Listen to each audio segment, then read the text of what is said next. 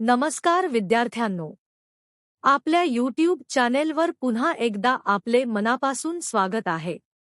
आज आपण इयत्ता 5वी पर्यावरण अभ्यास भाग 1 मधील पाठ क्रमांक 3 पृथ्वी आणि जीवसृष्टी हा धडा वाचन करून घेणार आहोत. या व्हिडिओमध्ये आपण फक्त धड्याचे स्पष्ट, अचूक आणि योग्य उच्चारांसह वाचन करणार आहोत.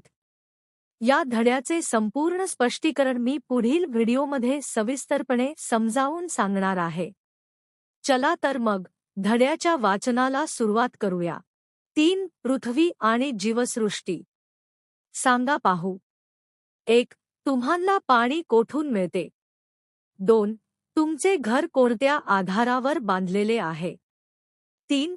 श्वासोच्छ्वास करण्यासाठी तुम्हाला कशाची गरज असते? ही गरज तुम्ही कशी भागवता? 4. पृथ्वीला प्रकाश आणि उष्णता कोणापासून मिळते? पृथ्वीच्या पृष्ठभागावर काही भागात जमीन तर काही भागात पाणी दिसते. पृथ्वीभोवती हवेचे आवरण असते. जमिनीवर, पाण्यात आणि हवेत सजीवांचे अस्तित्व असते. पृथ्वीवरील अनेक नैसर्गिक घडामोडींना सूर्य कारणीभूत ठरतो. पृथ्वीवरील जमीन, पाणी, हवा आणि सजीव हे शिलावरण, जलावरण, वातावरण आणि जीवावरण यांचे प्रतिनिधित्व करतात. जीवावरण हे इतर तिन्ही आवरणात दिसून येते. शिलावरण आणि जलावरण. पृथ्वीचे बाहेरील कवच कठीण आहे. ते माती व खडकांचे बनलेले आहे. आपण डोंगराळ भागातून प्रवास करताना जमिनीचे किंवा खडकांचे थर पाहतो. कोठे जमिनीचा मोठा गवताळ विस्तार दिसतो, तर कोठे ओसाड जमिनीवर वाळूच वाळू असते. कोठे जमीन पिकांनी, तर कोठे झाडांनी झाकलेली असते. काही ठिकाणी झाडांच्या मुळांनी भरलेल्या मातीचे खोलवरचे थर दिसतात, तर काही ठिकाणी झाडांच्या मुळांनी दुभंगलेले खडक दिसतात. काही ठिकाणी पर्वतांचे उतार असतात, तर कोठे खडकांचे उंचच उंच सुळके दिसतात. पृथ्वीवरील हा जमिनीचा थर शिलावरणाचा भाग आहे. पृथ्वीचा बराचसा भाग पाण्याने झाकलेला आहे. या पाण्याखालीही शिलावरण असते. पृथ्वीचे बाहेरील कवच व त्याखालील थराचा काही भाग मिळून शिलावरण बनते.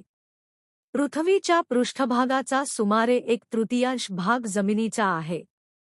जमिनीच्या सलग व मोठ्या भागास खंड म्हणतात. पृथ्वीवरील सर्व जमीन सलग नाही. ती 7 खंडांमध्ये विभागली असून ते आशिया, युरोप, आफ्रिका, उत्तर अमेरिका, दक्षिण अमेरिका, अंटार्क्टिका आणि ऑस्ट्रेलिया या नावांनी ओळखले जातात. आशिया हा सर्वात मोठा खंड आहे, तर ऑस्ट्रेलिया हा सर्वात लहान खंड आहे.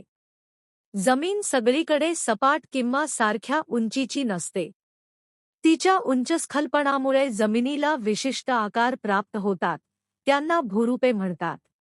मैदान, टेकडी, डोंगर इत्यादी भूरूपे तुम्ही चित्रात पाहू शकता.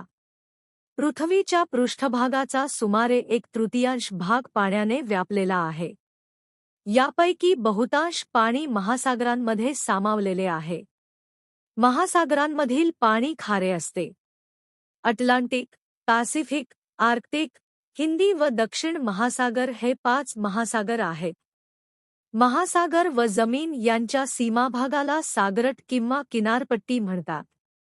किनारपट्टीवर वेगवेगळ्या आकाराची जलरूपे तयार होतात. उदाहरणार्थ समुद्र, सागर, उपसागर, सामुद्रधुनी, आखात, खाडी इत्यादी. ही जलरूपे महासागराचे भाग आहेत. जमिनीवरून वाहणारे पाणी. पृथ्वीवर जमिनीवरून वाहणारे लहान मोठे पाण्याचे प्रवाह असतात. यांचे पाणी खारे नसून गोडे असते. त्यांना ओहळ, ओढा, नदी अशी नावे आहेत. या जलरूपांपैकी ओहळ सर्वात लहान, तर नदी सर्वात मोठी असते. ओहळ, ओढे जोडले जाऊन उपनद्या, नद्या बनतात. एखाद्या जागी नदीचे पाणी नैसर्गिकरित्या उंचीवरून खाली पडते. तेथे धबधबा तयार होतो. नया शेवटी सागराला जाऊन मिळतात. सरोवर जमिनीच्या एखाद्या सखल भागात नैसर्गिकरित्या पाणी साठून तयार झालेल्या मोठ्या जलाशयाला सरोवर म्हणतात. लहान जलाशयाला तळे म्हणतात. हिमस्वरूपातील पाणी थंड प्रदेशात ढगातील पाण्याचे कण गोठून त्यांचे हिमकण तयार होतात. अशा प्रदेशांमध्ये हिमवर्षाव होतो. एकावर एक हिमाचे थर जमिनीवर साचले की त्यांचा बर्फ बनतो. असे बर्फाचे थरावर थर साचत गेले की त्यांचा आकार प्रचंड मोठा होतो. जमिनीच्या उतारावरून ते थर अतिशय मंदगतीने खाली सरकतात. त्यांची हिमनदी बनते. समुद्रावर तरंगणारे बर्फाचे खूप मोठे तुकडे असतात. त्यांना हिमनग म्हणतात. भूजल जमिनीवरील या जलसाठ्यांव्यतिरिक्त जमिनीखालीही खडकांच्या थरात खूप साठलेले पाणी असते. त्याला भूजल म्हणतात. हे भूजल विहिरी, कूपनलिका यांतून उपसून वापरले जाते. अनेक सरोवरांना, विहिरींना जमिनीखालील झऱ्यांमुळे पाणी मिळते. पृथ्वीचा पृष्ठभाग व्यापणारे पाणी आणि हिम, भूजल आणि वातावरणातील बाष्प या पाण्याच्या साठ्याला एकत्रितपणे पृथ्वीचे जलावरण म्हणतात. वातावरण. पृथ्वीभोवती असणाऱ्या हवेच्या आवरणाला वातावरण म्हणतात. पृथ्वीच्या पृष्ठभागापासून आपण जसजसे उंच जातो तसतशी वातावरणातील हवा विरळ होत जाते. हवेचे मुख्यत्वे नायट्रोजन, ऑक्सिजन, बाष्प, कार्बन डायऑक्साईड हे घटक आहेत. याशिवाय इतरही काही वायू अत्यंत कमी प्रमाणात हवेमध्ये आहेत, हे तुम्ही शिकला आहात. पृथ्वीच्या पृष्ठभागापासून वातावरणाचे तपांबर, स्थितांबर, मध्यांबर, आयनांबर व बाह्यांबर असे विविध थर मानतात.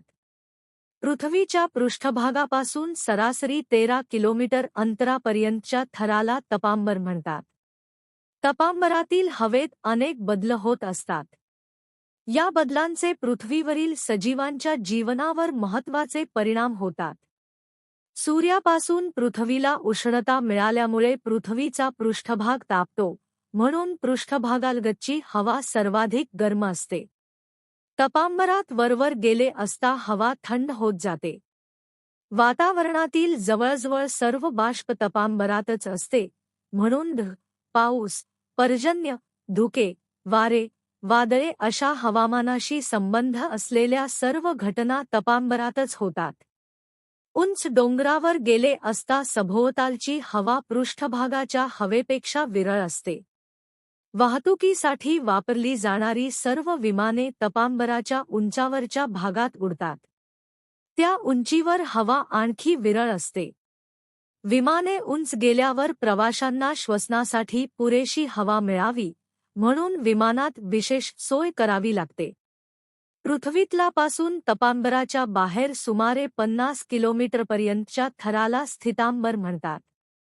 स्थितांबरात खालच्या भागात ओझोन वायूचा थर आढळतो. सूर्यापासून येणारी अतिनील किरणे सजीवांसाठी हानिकारक असतात. ओझोन वायू ही किरणे शोषून घेतो, त्यामुळे पृथ्वीवरील सजीवांचे रक्षण होते. जरा डोके चालवा. 1. सप्तरंगी इंद्रधनुष्य वातावरणाच्या कोणत्या आवरणात दिसत असेल? 2. गिर्यारोहक उंच पर्वतांवर चढून जातात. ज्या पर्वतांची उंची 5000 मीटरपेक्षा जास्त असते, असे पर्वत चढताना बहुतांश गिर्यारोहक ऑक्सिजनचे सिलिंडर घेऊन जातात. त्याचे कारण काय असेल? नवीन शब्द शिका. संघनन बाष्प थंड होऊन त्याचे द्रवात रूपांतर होण्याची क्रिया. पाऊस कसा पडतो? सूर्याच्या उष्णतेमुळे पृथ्वीवरील पाण्याचे सतत बाष्पीभवन होते. जमिनीत जिरलेले पाणीही सूर्याच्या उष्णतेमुळे वाफ होऊन हवेत मिसळते. बाष्प हवेपेक्षा हलके असल्यामुळे ते वातावरणात उंचूच जाते. उंचावर जाताना ते थंड होत जाऊन त्याचे संघनन होते आणि पाण्याचे सूक्ष्म कण बनतात. हे पाण्याचे कण एवढे लहान व हलके असतात की आकाशात ढगांच्या रूपात तरंगत राहतात. सूक्ष्म कण एकत्र येऊन त्यांचे पाण्याच्या मोठ्या थेंबात रूपांतर होते. हे मोठे थेंब जड असतात, त्यामुळे ते तरंगू शकत नाहीत. असे थेंब पावसाच्या रूपात पृथ्वीवर पडतात. पावसाच्या रूपाने जमिनीवर आलेले पाणी ओहळ, नाले, नद्यांमधून शेवटी समुद्राला मिळते. सूर्याच्या उष्णतेने हिमाच्छादित प्रदेशातील बर्फाचे पाणी बनते. हे पाणीही नद्यांना येऊन मिळते. बाष्पीभवनामुळे जमिनीवरील पाणी वर जाते व संघननामुळे पावसाच्या रूपात पुन्हा जमिनीवर येते आणि शेवटी समुद्राला मिळते. पाण्याचे बाष्पीभवन व संघनन आणि पर्जन्य या क्रिया अखंडपणे एखाद्या चक्राप्रमाणे घडत राहतात. यालाच जलचक्र म्हणतात. जीवावरण सांगा पाहू. शिलावरण, जलावरण व वातावरण यांमध्ये ज्या वनस्पती आणि प्राणी आढळतात त्यांची शक्य तेवढी मोठी यादी करा व माहिती सांगा. पृथ्वीवर असंख्य प्रकारचे सजीव आढळतात. पृथ्वीच्या वेगवेगळ्या भागात वेगवेगळे प्रदेश आहेत. काही भागात जमिनीवर वर्षभर बर्फाचा थर असतो, तर काही भागात वर्षभर उष्ण हवामान असते. कोठे उंच पर्वत तर कोठे मैदाने असतात. कोठे खूप पाऊस पडतो तर कोठे कोरडे वाळवंट असते. गोड्या पाण्याच्या नद्या असतात, तसेच खाऱ्या पाण्याचा महासागर असतो. किनाऱ्याजवळ समुद्र उथळ असतो. महासागर किनाऱ्यापासून दूर अनेक किलोमीटर खोल असू शकतो. पृथ्वीवरील अशा वेगवेगळ्या प्रदेशांमध्ये राहणाऱ्या सजीवांमध्ये खूप वैविध्य दिसून येते. उदाहरणार्थ, ध्रुवीय बर्फाळ प्रदेशांत राहणारे ध्रुवीय अस्वल, आफ्रिकेच्या गवताळ प्रदेशातील झेब्रा किंवा ऑस्ट्रेलिया खंडात आढळणारा कांगारू हे प्राणी इतर कुठल्याही प्रदेशात आढळत नाहीत.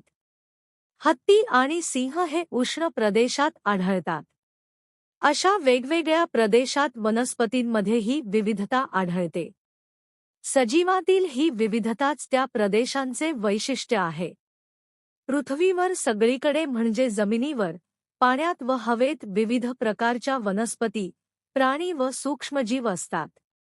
शिलावरण, जलावरण व वातावरण यात सजीवांचे अस्तित्व असते. या आवरणांतील सजीव व त्यांनी व्यापलेल्या भागास एकत्रितपणे जीवावरण म्हणतात. हे नेहमी लक्षात ठेवा. पृथ्वीतलावरील प्राणी, वनस्पती, सूक्ष्मजीव इत्यादी सर्व सजीव एकमेकांवर अवलंबून आहेत, तसेच ते पृथ्वीच्या आवरणांवरही अवलंबून आहेत. सर्व सजीवांचा जन्म, वाढ आणि मृत्यू जीवावरणातच होतो. आपण काय शिकलो? पृथ्वीचे बाहेरील कठीण कवच व त्याखालील थराचा काही भाग यांच्या एकत्रित आवरणाला शिलावरण म्हणतात. पृथ्वीच्या पृष्ठभागाचा सुमारे 1/3 एवढा भाग जमिनीने तर सुमारे एवढा भाग पाण्याने व्यापला आहे. जमिनीवरील पाणी व बर्फ, भूजल आणि हवेतील बाष्प यांचा समावेश पृथ्वीच्या जलावरणात होतो. पृथ्वीभोवतालच्या हवेच्या आवरणाला वातावरण म्हणतात. पृथ्वीवरील जलचक्र सतत सुरू असते. स्थितांबरातील ओझोन वायू सूर्यापासून येणारे अतिनील किरण शोषून घेतो.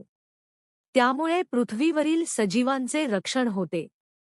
वातावरण, शिलावरण आणि जलावरण या तिन्ही आवरणात सजीवांचे अस्तित्व असते. सजीव व त्यांनी व्यापलेल्या या भागांस एकत्रितपणे जीवावरण म्हणतात.